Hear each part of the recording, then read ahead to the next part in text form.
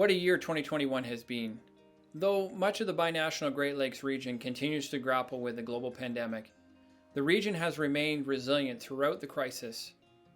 It's this determination and grit that makes the region, from New York State to Minnesota and across the border with Ontario and Quebec, such an awesome place to live and work.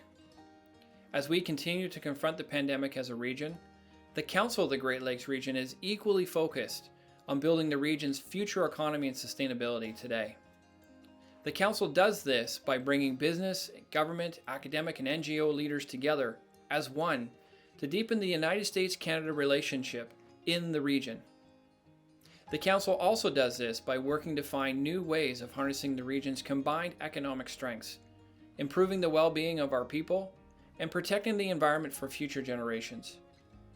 By creating stronger, more dynamic collaborations, we're on a mission to turn the region into the most prosperous, innovative, sustainable, livable, and welcoming place in the world.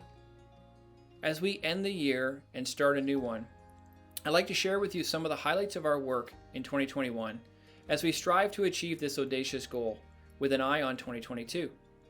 Let's start with a recap of the State of the United States-Canada partnership, which is multifaceted and one of the most successful relationships in the world. Over 50 years ago, as an example, the United States and Canada took on some big region and nation building projects in the Great Lakes. We built the Great Lakes St. Lawrence Seaway, a feat of engineering that connected the region to the world and the world to America's industrial and consumer heartland.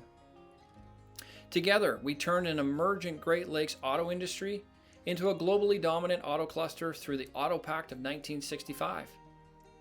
And we deepened our commitment to protecting the Great Lakes through the Great Lakes Water Quality Agreement, signed in 1972 by President Nixon and then Prime Minister Trudeau. These visionary pursuits transformed the Great Lakes region to our mutual benefit. They altered the economic and environmental mindsets of two countries who, at the time, determined that standing together in a rapidly changing world was far better than working apart. As the Council thinks about the next 50 years, the need to reimagine our relationship and deepen our connections, especially in the Great Lakes, has perhaps never been more important.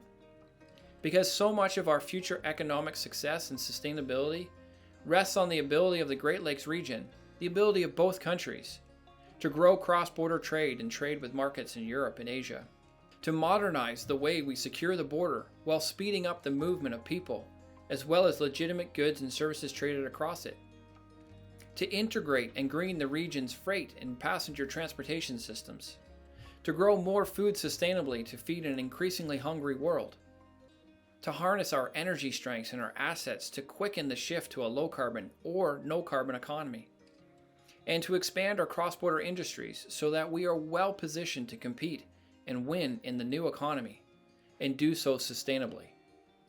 The Council, through its advocacy and programs, is helping bring the region together, both countries together, to lead the way. In 2021, thanks to funding from the Herb Foundation, the Council broadened its network of sustainably minded companies and introduced 2 new business and sustainability programs. The first program was launched as our Circular Great Lakes initiative. It's no secret that plastic waste and litter, as it is around the world, has become a major problem in the binational Great Lakes region. Researchers estimate that 22 million pounds of plastics could be entering the Great Lakes every year from different sources. Too much of the valuable plastics we make and use are still thrown away and landfilled. Started in March 2021, Circular Great Lakes is bringing companies and subject matter experts together to develop a first-of-its-kind circular economy strategy and action plan for plastics for the region. Working with leading companies like Dow, Imperial Chemical, Charter Next Generation, Pregis, American Packaging Corporation, and Rothmans, Benson and Hedges, we are forging a zero plastic waste future right here in the Great Lakes. You can learn more about this effort by visiting circulargreatlakes.org. In addition to this initiative, the Council continued to grow the joint Great Lakes Plastics Cleanup with Pollution Probe, which will expand to the United States in 2022 thanks to funding from NOAA. The next program is our Great Lakes Carbon Collaborative, launched in October 2021 with the U.S. Business Council for Sustainable Development. This collaborative will facilitate engagement across business sectors, customers, and suppliers to reduce carbon emissions up and down the value chain and across the regional economy. Working groups for the collaborative will start in early January, focusing on topics such as regional electrification, nature-based sequestration, and the promise of hydrogen fuels. By participating in the Great Lakes Carbon Collaborative, companies are well positioned to accelerate the development of carbon reduction projects and strategies in the Great Lakes region. You can learn more about this initiative by visiting greatlakes.carbon-collaborative.org. Finally, in addition to our business and sustainability focus, the Council's Great Lakes Higher Education Consortium, launched in 2020, also continued to grow and form this past year. The consortium now includes 6 institutions: University of Toronto, University of Michigan, University of Illinois System, University of Wisconsin System, Queen's University, and McGill University. This initiative aims to facilitate a new era of cross-border institutional collaboration, focusing on 3 priorities: skills and talent development, deeper research and innovation, and entrepreneurship.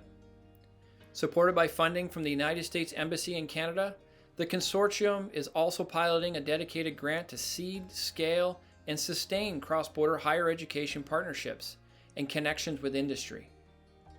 The first call for proposal focuses on advancing water conservation in the region in recognition of the 50th anniversary of the Great Lakes Water Quality Agreement in 2022.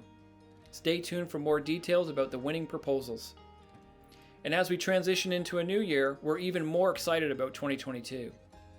One of the first exciting announcements that I'd like to make is that the Council is working towards hosting the next in-person Great Lakes Economic Forum from June 26th to 28th in Chicago. Started in 2015, the forum is the premier multi-sector stakeholder event for finding real solutions to strengthen the region's long-term competitiveness and sustainability. Visit greatlakeseconomicforum.com for more details. Lastly, as we enter a new year, the Council will continue to press the Canadian government on providing more funding to protect and restore the Great Lakes, because Canada is simply not doing enough to protect this globally significant resource. In closing, on behalf of the Council of the Great Lakes Region and its board, I'd like to extend my deepest thanks to our many partners, members, and funders for supporting the Council's work in 2021. We are proud of our accomplishments and our growth over the past year, even in the midst of a global pandemic. But we also recognize that there's so much more that we need to do. I hope you will consider joining us. I hope you will consider supporting us. Together, we can turn the binational Great Lakes region into the most prosperous, innovative, sustainable, livable, and welcoming region in the world. Happy New Year, and we look forward to engaging with you in 2022.